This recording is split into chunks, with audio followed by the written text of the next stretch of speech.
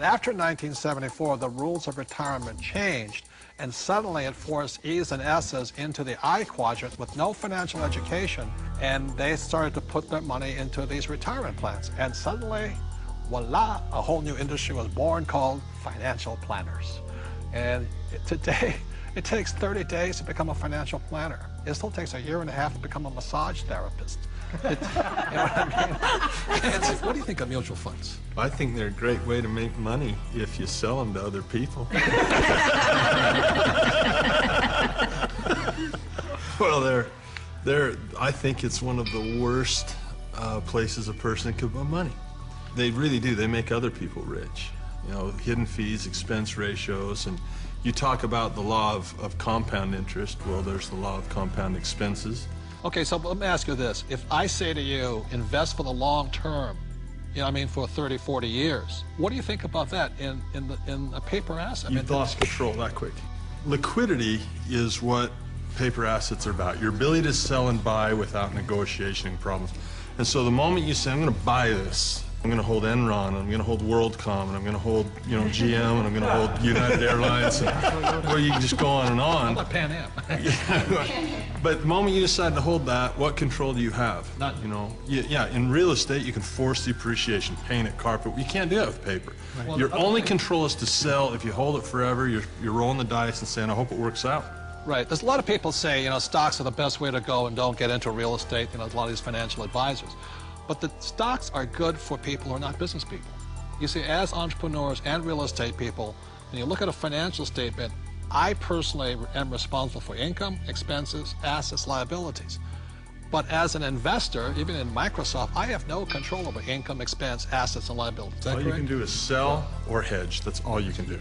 Well, that's right. And what makes it worse is that you take those paper assets that you don't have control over because you invest in the long term, and then you put them into our 401k, so you have even less control, because once they're in that 401k, you can't take them out.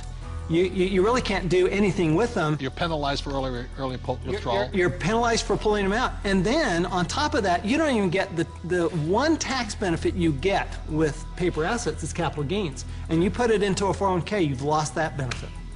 On top of that, when you pull it out, there's 3 types of taxes: earned income, portfolio income, and capital gains or passive income. And savings and mutual funds, what are they taxed at? Well, when you pull them out, when it's going through a 401k, they're all taxed at that highest ordinary income rate. It's the worst thing you could possibly do if you plan to be rich. But if you plan to be poor, it's a pretty good plan. Robert, I've seen you take heat in the press by this, where you say they're risky. And I'll tell you where I think the risk is. When you sit down and they say, we're going to diversify you.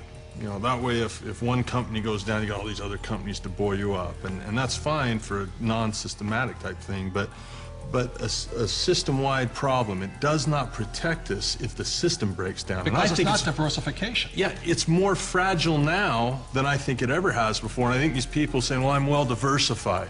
They're not well diversified. You diversify across asset classes, not just in bunches of stocks, in my opinion anyway. So the problem here with diversification, it doesn't protect you from a crash. Right. And it's not diversification anyway, and Buffett does not, Warren Buffett, the world's greatest investor, reportedly, says diversification is something like it's protection from ignorance. Right. But it's ignorance from both the person selling you the plan as well as you who invests in the plan. But this is the biggest thing that really bugs me. When Kenny and I buy real estate, we always buy insurance, don't we? Yeah. And then when we drive a car, we have insurance. Right? Is there insurance for mutual funds? Well, not for the average person. No. I mean, is there insurance on your 401k that what you put in will be there when you retire? And which is more likely to burn down in the next 5 years, your home or your 401k? And I'll say it again, we all drive cars with insurance, hopefully. We have houses with insurance. When we buy real estate, we have insurance. Our companies have insurance.